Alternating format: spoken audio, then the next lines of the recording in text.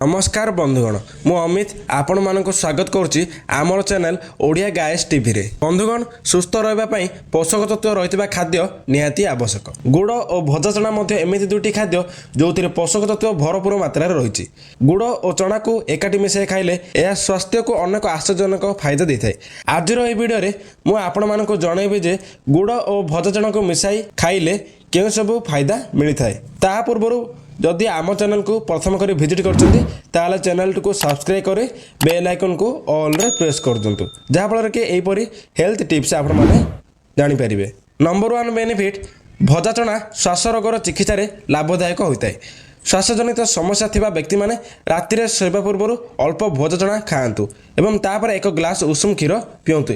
एपरी करबा द्वारा आपण मानक अनेक फायदा मिलिबो।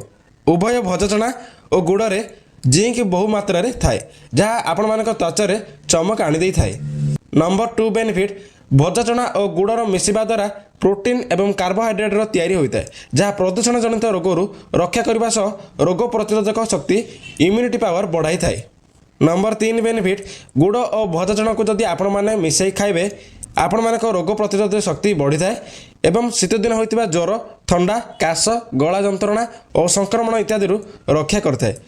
शरीर में जमा होता चर्बी को यह कम कर दे थाए। नंबर 4 बेनिफिट भजा चना और गुड़ ऋतुस्राव समय महिला मान शरीर में रक्तर अभाव रही है। यह पूरण करने आपण भजा चना और गुड़ खाईपर कारण भजा चना और गुड़ में आयरन और प्रोटीन भरपूर मात्रा रही है।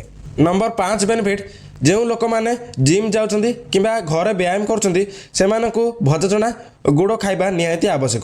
सेमानकर शरीर में शक्तिर स्तर को वृद्धि करथाए। यह व्यतीत एका संगरे भजा चना और गुड़ खाइले पोटासियमर मात्रा बढ़ी थाए जहाँद्वारा हृदघातर आशंका को कम कर दी थाए। जदि वीडियोटी आपण मानक स्वास्थ्य पे गुरुत्वपूर्ण होता है ताले वीडियोटी को लाइक करी चैनल को सब्सक्राइब करंतु एवं पाखरे थिबा घंटी चिन्ह को दबाई ऑल बटन रे प्रेस कर दियंतु।